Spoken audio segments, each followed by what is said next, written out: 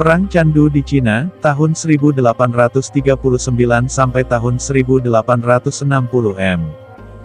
Perang Candu merupakan dua perang yang terjadi pada pertengahan abad ke-19 antara orang China dan Inggris di Kedaulatan China. Pada perang tersebut pedagang Eropa menggunakan kekuatan adiktif candu untuk memperoleh hubungan dagang penting dengan Cina, negara yang mengisolasi diri dari dunia luar. Perang candu tersebut dimenangkan pihak Inggris yang memaksa China harus menandatangani perjanjian dan ganti rugi terhadap Inggris. Inggris mengirim kapal-kapal perang untuk mengancam pemerintah Cina dan mengepung pelabuhan. Cina menolak membayar kompensasi, dan tetap melarang perdagangan dengan bangsa Inggris. Pada bulan November tahun 1839, kapal perang Cina tanpa pernyataan perang ditembaki oleh kapal perang Inggris yang dikirim dari India. Akibatnya, Perang Candu I, tahun 1839 sampai tahun 1842, antara Cina dan Inggris pun dimulai.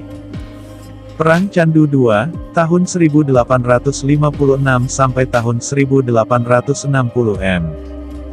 Perang Candu II dapat dianggap sebagai kelanjutan dari ambisi imperialisme Eropa di Cina. Pihak Eropa yang telah mendapatkan hak-hak dagang khusus di Cina, masih berambisi untuk memperluas kekuasaannya. Pihak Inggris ingin memperkuat pengaruhnya di Cina dengan memaksa dinasti Qing memperluas wilayah perjanjian Nanjing. Pada tahun 1854 mereka menuntut seluruh Cina dijadikan wilayah dagang terbuka bagi East India Company, perdagangan candu dilegalkan, dan diperbolehkannya duta besar Inggris ditempatkan di Beijing. Tuntutan serupa juga datang dari Amerika Serikat dan Prancis. Akan tetapi, pemerintah dinasti Qing menolak semua tuntutan tersebut, sehingga hubungan Cina dan Barat menjadi memanas. Meskipun demikian, Perang Candu II secara khusus dipicu oleh tindakan pejabat dinasti Qing yang menghentikan kapal bernama Arrow, kapal Cina yang telah diregistrasi di Hong Kong. Kapal tersebut dikapteni orang Inggris dan seluruh awaknya merupakan warga Cina. Telah menjadi kebiasaan, jika kapal Tiongkok hendak menyelundupkan sesuatu, mereka meregistrasikan terlebih dulu kapalnya di Hong Kong, sehingga dapat berlayar di bawah bendera Inggris dan terhindar dari jeratan hukum Cina. Pada tanggal 8 Oktober tahun 1856 kapal tersebut berlabuh di Kanton. Pada pagi harinya, mereka dihentikan oleh 4 pejabat dan 60 pasukan bersenjata. Mereka mencurigai Arrow hendak menyelundupkan sesuatu ke wilayah Cina. Kapten kapal mendatangi konsulat Inggris untuk melaporkan penahanan yang dilakukan pejabat Cina. Konsul Inggris, Harry Parkes, segera meresponnya dengan mendatangi pejabat Cina yang melakukan penahanan serta memprotes tindakan mereka. Meskipun telah diprotes, 12 orang di antara awak kapal itu tetap ditahan karena dianggap melakukan tindak kriminal penyelundupan. Pihak Inggris ngotot bahwa kapal itu telah diregistrasi di Hong Kong, oleh karena itu hukum khusus berlaku terhadap mereka, dan meminta agar kapal dan awaknya dibebaskan. Pihak Cina menolak permintaan Parker, karena gagal membebaskan para awak. Konsul Inggris kembali ke kantornya dan menyurati Gubernur Ye Mingchen. Ia membuat tuduhan bahwa para pejabat Cina telah menghina bendera Inggris.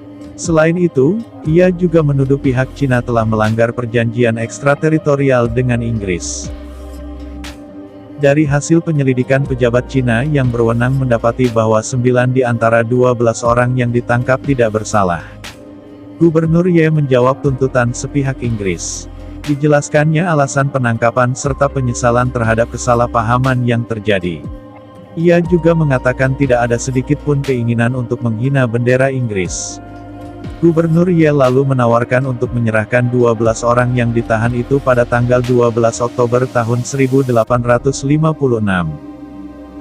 Akan tetapi, Parker menolak tawaran tersebut meskipun pihak Cina telah menyampaikan rasa penyesalan. Ye merespon kesombongan pihak Inggris dengan menyatakan bahwa hukum ekstrateritorial hanya berlaku bagi kapal Inggris, sedangkan Arrow adalah kapal Tiongkok. Ia juga mempertanyakan kewenangan pihak Inggris untuk ikut campur urusan penangkapan warga negara Cina oleh pejabat berwenangan Cina, apalagi saat itu kapal juga berada di perairan Cina. Gubernur menyimpulkan insiden tersebut bukanlah merupakan pelanggaran perjanjian apapun. Pihak Inggris menolak penjelasan pihak Cina di AS, meskipun bukti-bukti dan saksi menguatkan pembelaan Ye. Mereka tetap ngotot bahwa kapal itu tetap kapal Inggris dan warga negara manapun yang berada di atas kapal Inggris berada di bawah naungan hukum Inggris. Polemik ini terus berlanjut hingga tanggal 21 Oktober tahun 1856, di mana sekali lagi Parker menuntut permintaan maaf Cina. Gubernur Ye tetap bersikeras tidak perlu mengeluarkan permintaan maaf, karena tidak ada pelanggaran yang dilakukan. Setelah Cina tidak kunjung meminta maaf, arogansi Inggris pun semakin menjadi. Mereka mengerahkan angkatan perangnya pada tahun 1857 untuk menggempur Kanton. Prancis ikut bergabung dengan Inggris setelah hukuman mati yang dijatuhkan terhadap seorang misionaris Prancis bernama Auguste Chapdelaine. Kanton berhasil direbut dan mereka bergerak menuju Beijing. Sementara itu, Kaisar Xianfeng, tahun 1851 sampai tahun 1860, yang ketakutan melarikan diri ke Jehol. Perang Candu II baru berakhir setelah pihak Cina bersedia menandatangani perjanjian Tianjin pada bulan Juni tahun 1858. Berikut isi dari perjanjian Tianjin. Inggris, Prancis, Amerika, dan Rusia diizinkan membuka kedutaan di Beijing, yang saat itu merupakan kota tertutup bagi orang asing. 10 pelabuhan baru dibuka bagi bangsa barat, termasuk Danshui, Hankou, New Zhuang, dan Nanjing. Pemberian izin kunjungan orang asing ke pedalaman Cina, baik untuk urusan dagang atau kegiatan misionaris. Cina harus membayar kerugian perang sebesar 4 juta tael perak pada Inggris dan 2 juta pada Prancis. Pelarangan menyebut bangsa barat sebagai barbar. Walaupun perjanjian telah ditandatangani, kerajaan tetap tidak mengizinkan pendirian kedutaan di Beijing.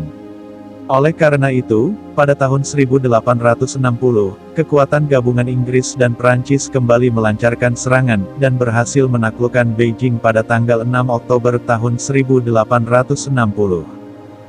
Kaisar Xianfeng kembali melarikan diri ke istananya di Chengde, di mana sebelumnya ia telah memerintahkan Pangeran Gong untuk bernegosiasi dengan bangsa barat.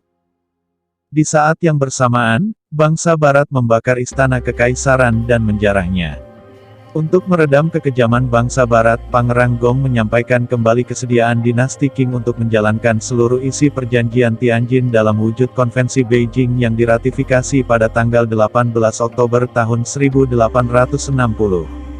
Adapun isi dari ratifikasi adalah sebagai berikut.